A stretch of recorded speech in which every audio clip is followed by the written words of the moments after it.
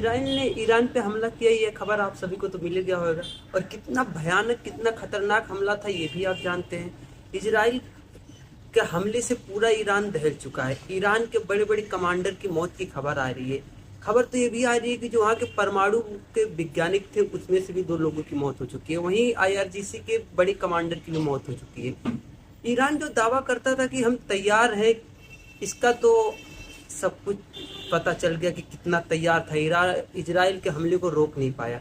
हालांकि अब सामने से जब ईरान हमला करेगा तो इजराइल उसे रोक पाएगा नहीं रोक पाएगा वो तब देखा जाएगा। लेकिन अभी फिलहाल जब इजराइल ने ईरान पे हमला किया, उस हमले को ईरान ने नहीं रोक पाया, उसे नाकाम नहीं कर पाया और वो अपने टारगेट पे जाके हिट की।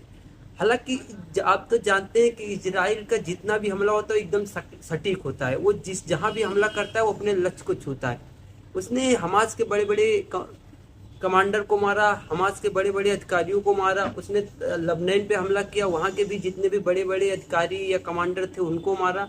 और ईरान के साथ भी वही किया, उन्होंने जिसको टारगेट किया उसको मारा।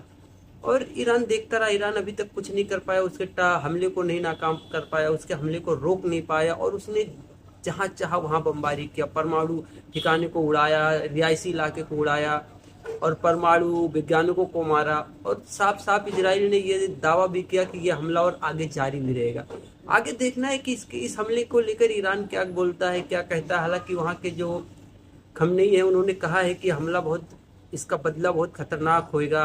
और के जो राष्ट्रपति हैं खमनेई, उन्होंने वो कह चुके हैं कि इसका बदला बहुत खतरनाक होगा, बहुत दर्दनाक होगा, दुनिया देखेगी। लेकिन क्या होगा वो अभी जब होएगा तब पता चलेगा। अभी तो सामने यही है कि इजराइल ने ईरान पे हमला किया और सारे हमले टारगेट पे जाके हिट हुए और वो जिसको चाहता था उसको मारा।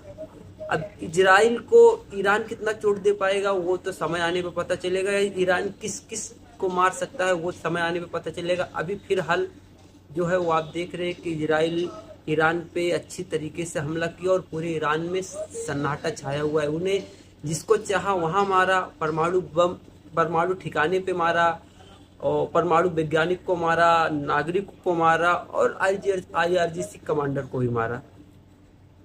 हालांकि हमले के तुरंत बाद अमेरिका ने पल्ला झाड़ लिया कि इस हमले में मेरा कोई हाथ नहीं है। और वो जानता है कि अगर ईरान रिटेन हमला करेगा तो उसके आसपास में पूरे मिडिल ईस्ट में ईरान के आसपास में जितने इजराइल के या अमेरिका के एयर स्पेस है वहाँ पे ईरान मारेगा और हमला करेगा। इसीलिए 2 दिन पहले ही अमेरिका ने अपने सभी अधिकारियों को, बड़े अधिकारियों को वहाँ से वापस बुला लिया था। लेकिन इससे बचने के लिए इसने साफ साफ अमेरिका ने मना कर दिया कि हमें इस हमले में नहीं शामिल थे। हालांकि हमें हमले के बारे में बताया गया था, ये अमेरिका पहले बोल चुका है।